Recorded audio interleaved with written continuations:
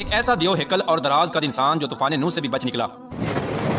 طوفان نوح ایک ایسا خطرناک طوفان تھا جس میں سوائے ان چند لوگوں کے جو کشتی پر سوار تھے، ان کے علاوہ اس روئے زمین پر رہنے والے کوئی بھی انسان اور حیوان نہ بچ سکا۔ طوفان نوح نے اس دنیا کی ہر چیز کو فنا کر دیا۔ السلام علیکم ورحمۃ اللہ وبرکاتہ۔ امید ہے آپ سب خیرت سے ہوں گے۔ میں بھی الحمدللہ اللہ کا لاکھ لاکھ شکر احسان خیرت سے ہوں۔ اور انشاءاللہ جس ویڈیو ریئیکشن لے جا رہے ہیں دوستو بڑی امپورٹنٹ ویڈیو ہے اور بڑی عبرتناک ویڈیو ہے۔ دوستو آج ہم جانیں گے طوفان نوح سے جو طوفان جب آیا تھا حضرت نوح علیہ السلام کی قوم کے اوپر، یہ پوری دنیا ایک دم غرق ہو گئی تھی، ختم ہو گیا تھا۔ صرف وہی لوگ بچے تھے جو اس کشتی میں سوار تھے، یعنی کہ وہ ایمان لے آئے تھے، اور وہ اس کے بعد سے اس دنیا کا پھر سے سلسلہ چالو ہوا ہے۔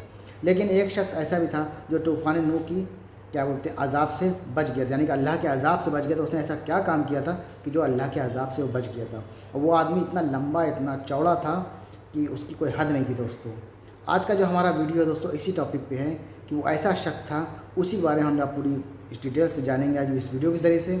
تو ویڈیو کو اینڈ تک دیکھیے گا، اور ویڈیو کو اچھی لگا کرے تو زیادہ سے زیادہ شیئر کیا کریے اور لائک کیا کریے۔ تو چلیے بنا دیر پہلے ویڈیو اسٹارٹ کرتے ہیں، پھر انشاءاللہ بات کرتے ہیں۔ ایک ایسا دیو ہیکل اور دراز قد انسان جو طوفان نوح سے بھی بچ نکلا۔ طوفان نوح ایک ایسا خطرناک طوفان تھا جس میں سوائے ان چند لوگوں کے جو کشتی پر سوار تھے، ان کے علاوہ اس روئے زمین پر رہنے والے کوئی بھی انسان اور حیوان نہ بچ سکا۔ طوفان نوح نے اس دنیا کی ہر چیز کو فنا کر دیا۔ اس کے بعد اس زمین پر دوبارہ ایک نئی زندگی کی بنیاد رکھی گئی۔ طوفان نوح سے بچنے والا یہ دیو ہیکل انسان کون تھا، اور اس نے کون سا ایسا کام کیا تھا جس کی وجہ سے یہ اس دردناک عذاب سے بچ گیا؟ اس کا قد کتنا تھا، اور پھر کس طرح حضرت موسیٰ علیہ السلام کے ساتھ اس کی جنگ ہوئی، اور اس دراز قد انسان کو کس طرح حضرت موسیٰ علیہ السلام نے قتل کیا؟ پیارے دوستو، تاریخ کے اس کردار کے پیچھے چھپی حقیقت کیا ہے، اور کیا کوئی انسان سچ میں اللہ تبارک و تعالیٰ کے عذاب سے بچ سکتا ہے؟ ان تمام تر سوالات کے جوابات قرآن و حدیث کی روشنی میں آج کی اس ویڈیو میں ہم آپ کو بتائیں گے، لہٰذا آپ سے گزارش ہے کہ ہماری اس ویڈیو کو اینڈ تک ضرور دیکھیے گا۔ پیارے دوستو، وہ دیو ہیکل انسان جو طوفان نوح سے بھی بچ نکلا، اس کا نام اوج بن عنق ہے۔ اوج بن عنق ایک ایسا شخص تھا جو قوم عمالقہ میں سے تھا، جو قوم تاریخ انسانی کی سب سے شفاف قوم تھی۔ اس قوم کے لوگ خون خوار اور فطرت کے لحاظ سے وحشی تھے۔ قوم عمالقہ پر اللہ تبارک و تعالیٰ کا بہت ہی خاص کرم تھا۔ اس قوم کے قد اس وقت کی موجودہ دنیا کے انسانوں سے سب سے زیادہ بڑے تھے۔ پیارے دوستو، تاریخی روایات سے پتہ چلتا ہے کہ قوم عمالقہ کا ایک مرد دوسری قوموں کے 90 مردوں کے برابر ہوا کرتا تھا، اور اس ایک مرد کے پاس دوسرے انسانوں سے 90 گنا زیادہ طاقت ہوا کرتی تھی۔ اس جنگجو قوم نے اپنی فتوحات سے دنیا کے اندر ایسی وحشت پھیلا رکھی تھی کہ اگر یہ قوم کسی دوسرے ملک پر حملہ کرنے کے لیے جاتی تو اس ملک کے لوگ اس وحشت ناک اور درندہ صفت لوگوں کو دیکھ کر پہلے ہی ہتھیار ڈال دیتے۔ پیارے دوستو، وہ کردار جس کی آج ہم بات کر رہے ہیں، یعنی اوج بن عنق، یہ بھی اسی قوم کے سرداروں میں سے تھا، جو قوم ایک وحشت ناک قوم تھی جس کو دنیا کا سب سے لمبا انسان مانا جاتا تھا۔ پیارے دوستو، اوج بن عنق اپنی جسمانی قد و قامت اور طاقت کے اعتبار سے پوری سرزمین میں اس وقت منفرد شخص تھا۔ یہ شخص اتنا لمبا اور دیو قامت تھا کہ وہ جب سمندر میں چلتا تو ڈوب نہ سکتا، بلکہ سمندر کا پانی اس کے ٹخنوں تک آتا۔ اونچے اونچے درخت اور پہاڑ اس کے سامنے چھوٹے چھوٹے معلوم ہوتے۔ اس دیو ہیکل انسان کے قد کی لمبائی اتنی زیادہ تھی کہ دوسرے لوگ اس کے سامنے کیڑے مکوڑے جیسے نظر آتے۔ پیارے دوستو، ایک روایت کے مطابق حضرت آدم علیہ السلام کے سرکش بیٹے قابیل کی نسل سے عنق نامی ایک شخص تھا، جس کی بیوی شمریزہ تھی۔ اس عورت کے ساتھ جنوں کے دیوتا پال کو پیار ہو گیا تھا، جس سے ہم بستری کے سبب ایک عجیب الخلقت بچہ پیدا ہوا، جس کا نام اوج رکھا گیا۔ اس بچے کا قد بہت جلدی بڑھتا تھا، جس کی وجہ سے کوئی بھی لڑکی اس سے شادی کو تیار نہ ہوتی۔ اسی بنا پر یہ شخص جنسی درندہ بن گیا۔ اوج بن عنق بچپن ہی سے عجیب الخلقت تھا اور دوسرے بچوں کی نسبت دراز قد تھا۔ جب یہ شخص جوان ہوا تو اس کے قد کی لمبائی غیر معمولی طور پر بڑھتی چلی گئی، جس کی وجہ سے یہ شخص دیو ہیکل انسان بن گیا۔ روایات کے مطابق اوج بن عنق کا قد 80 ہاتھ تھا۔ حضرت نوح علیہ السلام کے زمانے میں اوج بن عنق موجود تھا۔ اس وقت جب حضرت نوح علیہ السلام عظیم طوفان سے پہلے کشتی تیار کر رہے تھے تو آپ کو کشتی بنانے کے لیے ساگوان کی لکڑی کی ضرورت پڑی، مگر اس لکڑی کو اٹھا کر لانا ناممکن تھا۔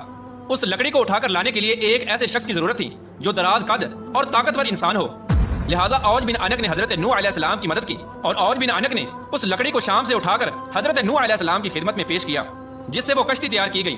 لہٰذا اللہ تبارک و تعالیٰ نے اس کے اس عمل کو قبول کیا اور اس کے اس عمل سے خوش ہو کر اسے طوفان نوح کے اندر غرق ہونے سے نجات دے دی، باوجود اس کے کہ اوج بن عنق حضرت نوح علیہ السلام پر ایمان نہ لایا تھا۔ پیارے دوستو، بعض روایات میں آتا ہے کہ اوج بن عنق اتنا دراز کا تھا کہ سمندر سے مچھلیاں پکڑ کر وہ اپنا ہاتھ آسمان کی طرف بلند کرتا اور سورج کی تپش میں اس مچھلی کو بھون کر کھا جاتا۔ پیارے دوستو، اوج بن عنق تاریخ میں ایک ایسا شخص تھا جس نے دراز قد اور بے پناہ طاقت کے ساتھ لمبی عمر بھی پائی تھی۔ اس کی عمر تقریباً 3600 سال تھی۔ وہ حضرت آدم علیہ السلام کے زمانے سے حضرت موسیٰ علیہ السلام کے دور تک زندہ رہا، اور حضرت موسیٰ علیہ السلام کے زمانے میں حضرت موسیٰ علیہ السلام نے اس دیو ہیکل شخص کو قتل کیا۔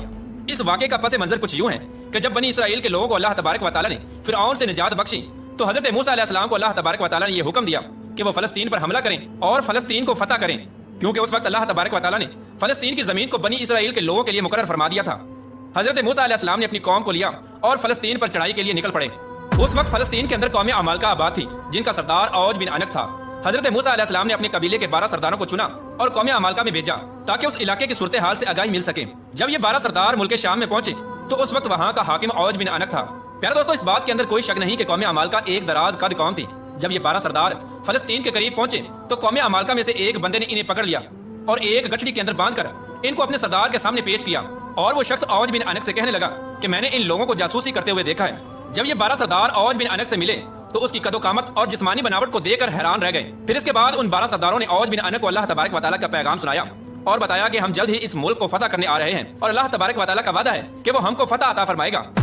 اوج بن عنق یہ بات سن کر غضبناک ہو گیا اور ان سب کو ایک ہاتھ میں پکڑ لیا اور چاہا کہ انہیں چیونٹیوں کی طرح مسل کر ہلاک کر دے، مگر جب اوج بن عنق نے ان سرداروں کے چہروں پر خوف دیکھا تو انہیں حقیر مخلوق سمجھ کر چھوڑ دیا اور اپنے ملک کا ایک پھل جو کہ اتنا بڑا تھا کہ ایک آدمی کے لیے کافی تھا، اوج بن عنق نے وہ پھل ان 12 سرداروں کو دیا اور کہا کہ اپنی قوم کو جا کر دکھا دیں کہ ہمارے یہاں کے پھل بھی اتنے بڑے ہیں، تم لوگ کس طرح ہمارا مقابلہ کر سکو گے۔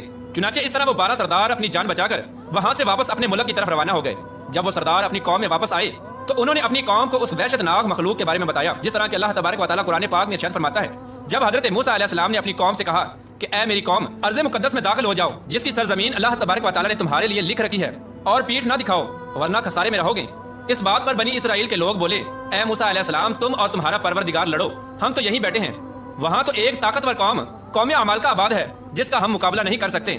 ہم صرف اس صورت میں وہاں داخل ہو سکتے ہیں کہ وہ خود بخود اپنے وطن کو چھوڑ کر کہیں چلے جائیں۔ چنانچہ حضرت موسیٰ علیہ السلام نے اپنی قوم کو بہت سمجھانے کی کوشش کی کہ اللہ تبارک و تعالیٰ ہمارے ساتھ ہے اور اللہ تبارک و تعالیٰ نے فتح ہمارے لیے لکھ دی ہے، لیکن قوم نے حضرت موسیٰ علیہ السلام کی بات نہ مانی اور وہ انکار ہی کرتے رہے کہ ہم قوم عمالقہ سے جنگ نہیں کر سکتے۔ چنانچہ اللہ تبارک و تعالیٰ نے ان کی اس سرکشی پر بنی اسرائیل کے لوگوں کو صحرائے طیہ میں قید کر دیا، اور یہ لوگ جنہوں نے جنگ کرنے سے انکار کیا تھا وہ اس مختصر سے صحرا میں بھٹکتے رہے، حتیٰ کہ یہ لوگ سارا دن اس صحرا کو عبور کرنے کے لیے پیدل چلتے، لیکن وہ میدان ختم ہی نہ ہوتا اور وہ اسی میں بھٹک کر رہ گئے۔ جب قوم نے حضرت موسیٰ علیہ السلام کی نافرمانی کی تو حضرت موسیٰ علیہ السلام خود اوج بن عنق کو ختم کرنے کے لیے نکل پڑے۔ پیارے دوستو، جب حضرت موسیٰ علیہ السلام فلسطین میں داخل ہوئے تو اوج بن عنق حضرت موسیٰ علیہ السلام کو دیکھ کر کہنے لگا کہ تم وہی شخص ہو جس نے فرعون کو پانی میں غرق کیا تھا، لیکن مجھے تم پانی میں غرق نہیں کر سکتے کیونکہ پانی میری کمر سے اوپر نہیں آتا۔ یہ کہہ کر اوج بن عنق نے حضرت موسیٰ علیہ السلام پر حملہ کیا۔ چنانچہ اللہ تبارک و تعالیٰ نے آپ کو اوج بن عنق کے حملے سے محفوظ رکھا، تو پھر حضرت موسیٰ علیہ السلام نے جوابی حملہ کیا اور اپنے عصا مبارک کو اوج بن عنق کے ٹخنے پر مارا، جس کی ضرب کی تاب نہ لاتے ہوئے اوج بن عنق زمین بوس ہو گیا، اور اس طرح حضرت موسیٰ علیہ السلام کے ایک عصا مبارک کی ضرب سے وہ اوج بن عنق جو ایک وحشی انسان تھا جس کا کوئی مقابلہ نہ کر سکتا تھا، وہ ایک ہی ضرب میں ہلاک ہو گیا۔ اس کے بعد اس کی ریڑھ کی ہڈی کو دریا پر ڈال دیا گیا اور اس کی ریڑھ کی ہڈی سے کئی سالوں تک پل کا کام لیا گیا۔ پیارے دوستو، اس طرح اللہ تبارک و تعالیٰ نے اوج بن عنق کو ہلاک کیا۔